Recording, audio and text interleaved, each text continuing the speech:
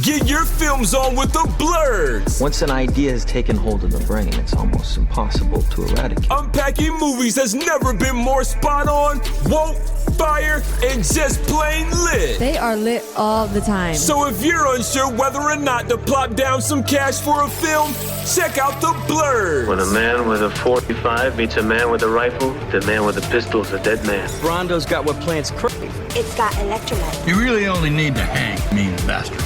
But mean bastards, you need to hang. Don't say you weren't warned. Here's Brandon and Jeff. Hello, and welcome to another episode of The Film Blurs.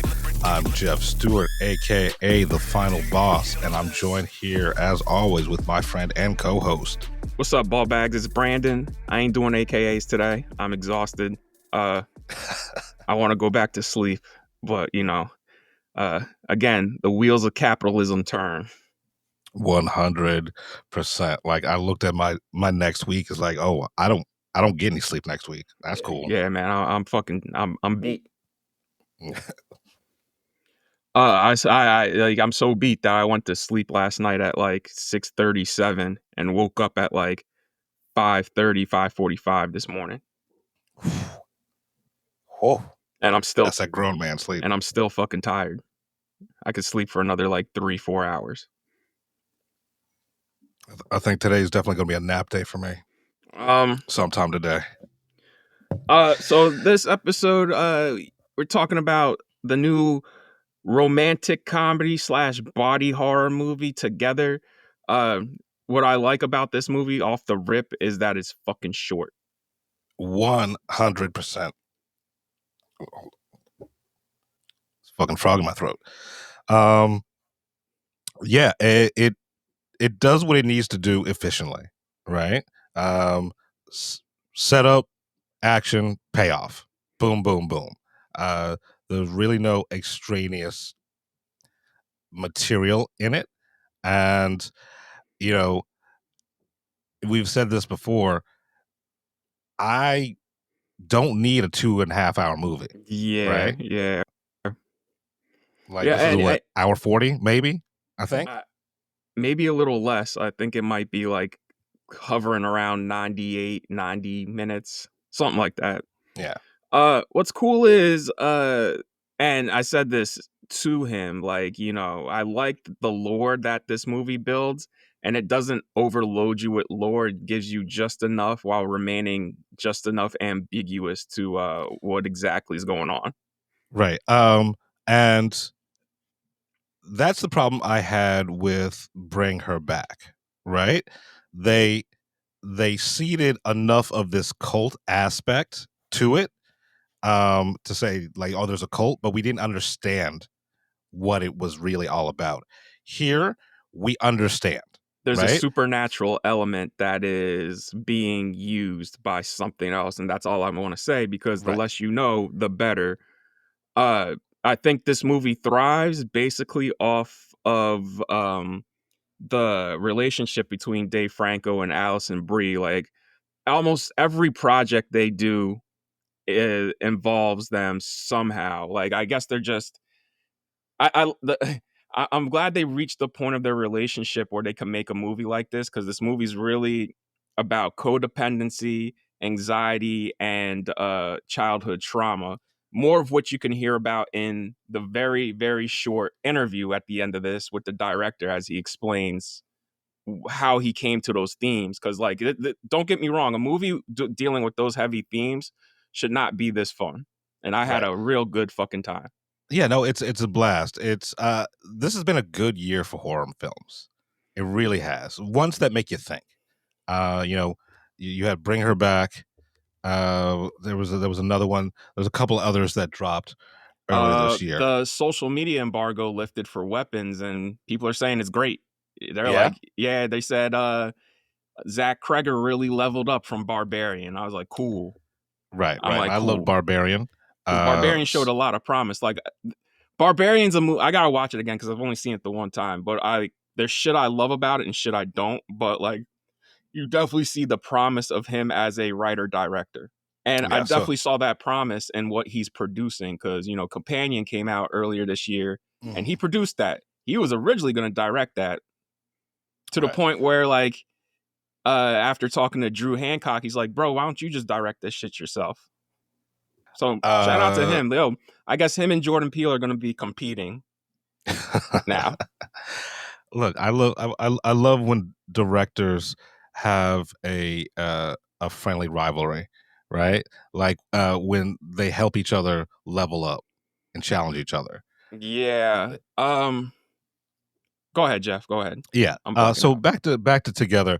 You mentioned Dave Franco and Alison Brie.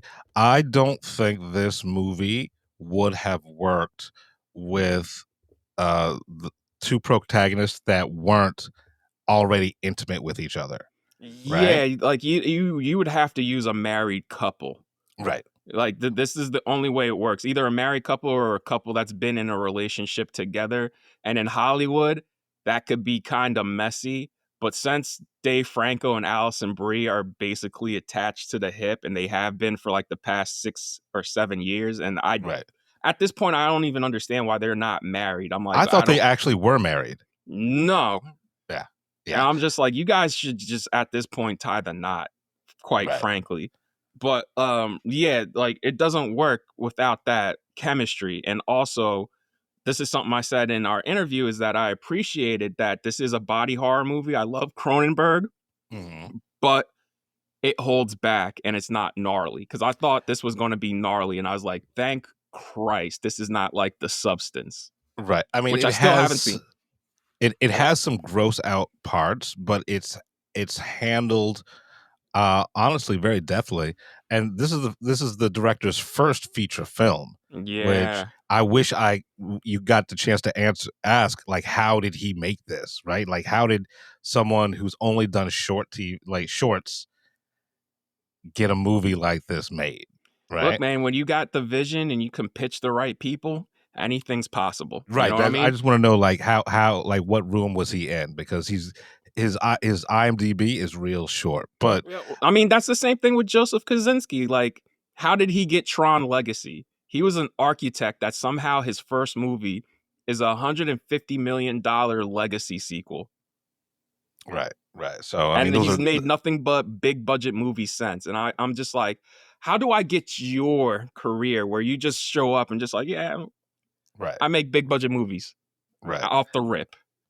But I mean, this movie does, honestly, it shows uh a style and a like command of the frame that y seasoned directors don't show sometimes, right? This is a really effective horror film, and the humor comes from the relationship, right? Because you actually, like, anyone who's ever been in a sort of relationship, you see this shit that's on screen, I right? mean, one of my friends who is now married to his current wife and they had 2 kids, I remember when they first started dating, even we would bust his balls like, "Yo, bro, like, have some sort of identity of your own," because, like, it would get to the point where he started canceling on us, and even his brother is like, "Look, this is why I make time with with his current wife." He's like, "This is why I make time with my current wife, but I also understand, we both understand,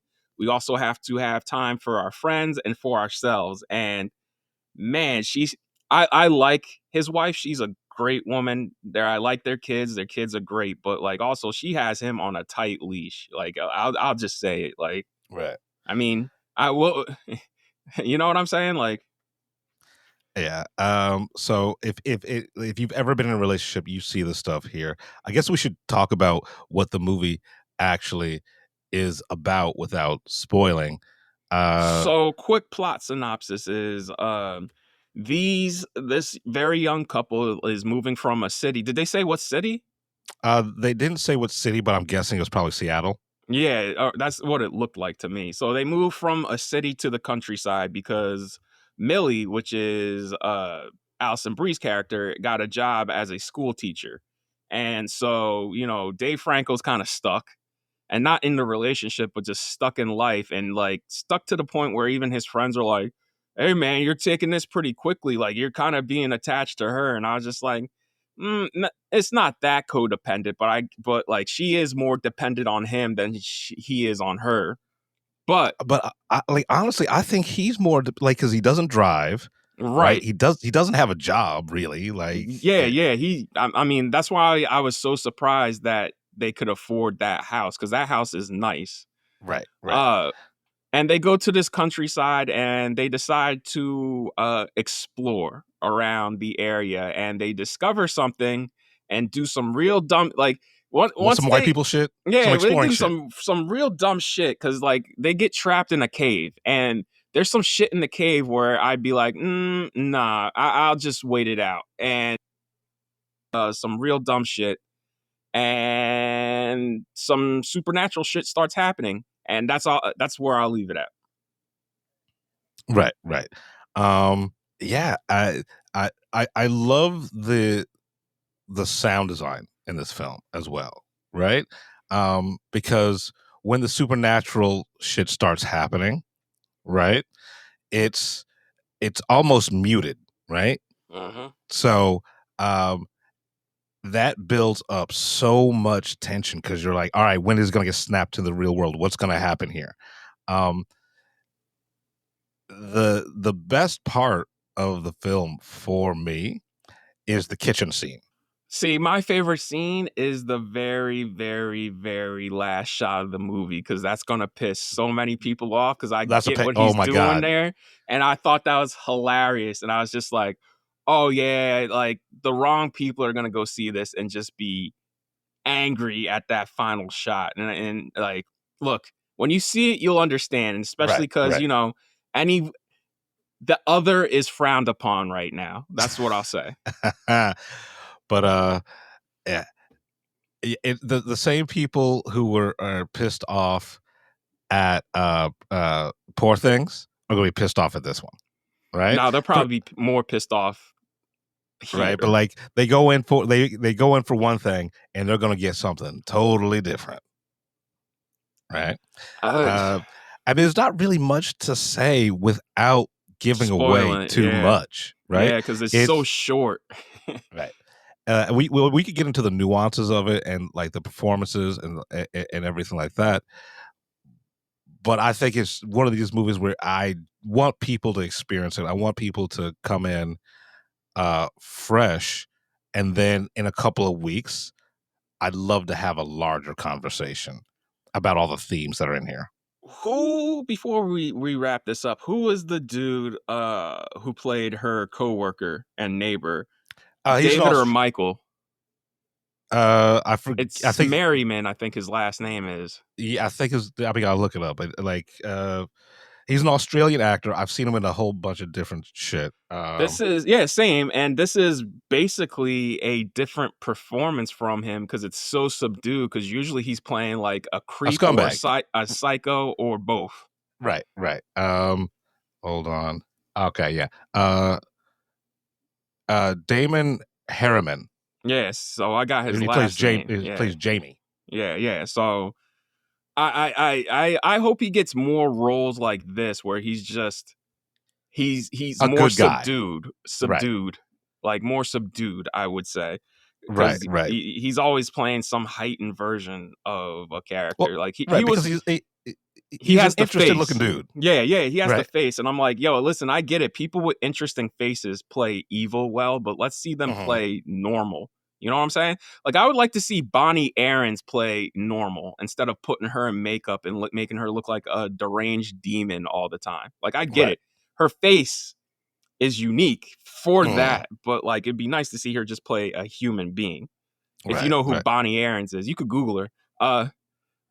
If you go ahead. No, go ahead. Yeah. I would say definitely see this in a theater and see it with a crowd. This is a fun movie to see this with a crowd because my screening was packed and everybody was laughing and cringing. Once the credits rolled, everybody stood up and clapped. I was just like, yeah, like it's really fun. Like, it's a good time. Like, yeah, it's been a good. Horror movies have provided a good time at the movies so far this year. I don't think I've seen a bad horror movie this year. At least one I can't think of right now. No, not off the rip. And we say this all the time. This movie does what all horror movies are supposed to do. It's supposed to be more than just blood and gore. It's supposed to shine a lens, right? Shine a light on an issue or a thought or an idea or a concept in a way that um, in a way that's sort of extreme, right? Like it sneaks in the message, right? It sneaks in uh, the thought provocation, right? I mean, this is for a first movie. This is a banger, but just in general, this is a really good time. Yeah, It really is. yeah. And that's all I have to say. Yeah, like I wish I could say more, but I can't for at least another couple of weeks when this starts to get into the public consciousness, like when people start the public sphere, people start having discussions and thought pieces on it, then we can really get into it and talk about the shit.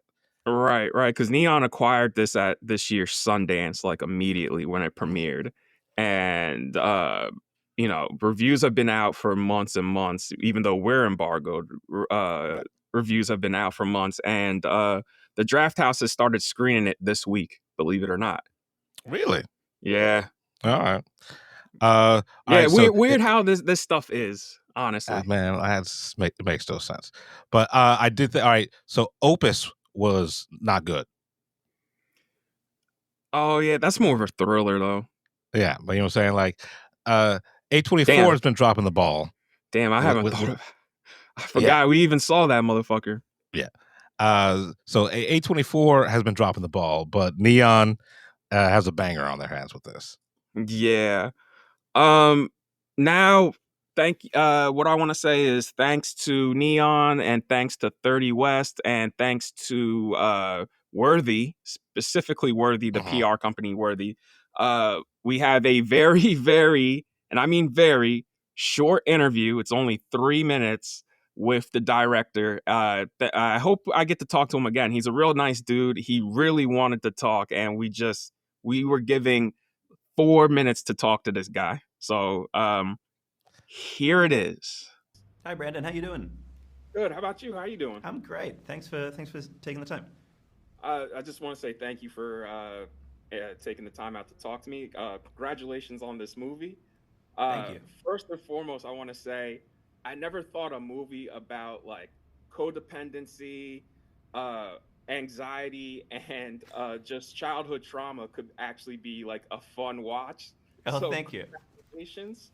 Thank you so I much. had so much fun with heavy themes. How did this project come together? Where did all these ideas come from? Well, I mean, this is like a bizarrely like personal film for me. I mean, I've been in a relationship for over 16 years, and that's sort of the being in that relationship and kind of observing like other sort of like long-standing relationships is kind of where this idea came from. And then in terms of like the themes and the specifics, like as I was writing it, like the more I put personally specific memories and traumas and awful stuff in there, just kind of the more the script came alive. My background's in like comedy and making very like ironic content, so I never thought I'd make something that's this like sincere and earnest. But I still get some comedy in there by the end. And the comedy was hitting. I just want to let you know because our audience was laughing when we were seeing Oh, this. thank you. Also, thank you for because I like Cronenberg. Like I'm a Mhm. body horror fan, but I still haven't seen The Substance, a movie people say I should, just because I'm squeamish. Yeah, So I fair just want enough. to say off the top, thank you for holding back. Yeah, yeah. There's some moments in the film where I think you're expecting to see something and then you don't, and it's kind of played for a joke. But then there's another moment in the film where I think you're expecting probably not to see something, and then we show it, and that's a scene that happens in a bathroom, kind of in the middle of the film. That watching that scene with an audience is like it's such a trip because when we show the thing, you just kind of hear this like this electricity appears in the room. I want to know because what's beautiful about this movie is there's so much lore, and you don't give everything away. You give us just enough. How did you come up with the like lore and the rules to what's going on? Well, I sort of knew early on that I wasn't that interested in explaining the backstory. Like if I were watching this film, I'm sort of like, I don't need that, but I also wanted to make sure that it was really kind of well thought out in my own head, so I had a backstory for it. And so the way that we kind of present the kind of lore, we kind of sort of, it's sort of a film that has like some mysteries that are kind of resolved in the third act, but I didn't want somebody to kind of sit down and be like, okay, here's the backstory. So we kind of like see via this kind of like VHS tape, like sort of the edges of the lore and what might have taken place sort of before our main characters encounter it. And I thought like, I hope that's, for me, that's like enough. It's like enough breadcrumbs to kind of like get you thinking and to fill in the gaps without like kind of grinding the film to a halt. Perfect. And just one last question, because our time is up. I just want to know, this is like, every movie is a learning experience. Mm-hmm. What did you learn making this that you're going to take forward with you for your next project? It wasn't really a surprise, but just that, just learning more and more that just collaboration is the key to making kind of good art, and being surrounded with incredible professionals, both like in the actors with Dave and Alison, but also just like your department heads, our makeup designer, our production designer, our costume designer. Like these are people that just know what they're doing, and the more you kind of open yourself up to collaboration, just the better your art will be. Okay, well, Michael, thank you, because like I really love the movie, and I hope you so like much. Our paths cross again, because I have so many more questions. But thank you for your time, and thank you for letting me see your movie. This is amazing. Hey, my pleasure. Thanks, dude. We're the Film Blurs. I'm Brandon Norwood, and I'm the motherfucking protagonist. I'm the protagonist. I'm Jeff Stewart, a.k.a. He Who Remains. Don't come at us. It's just fucking movies. You've been listening to the Film Blurs podcast. Man, I just love what you guys do, man. I never miss an episode. It's the best. It's my favorite podcast. Follow Jeff on IG on MindFireXL and Brandon on Twitter at BJN Tweets.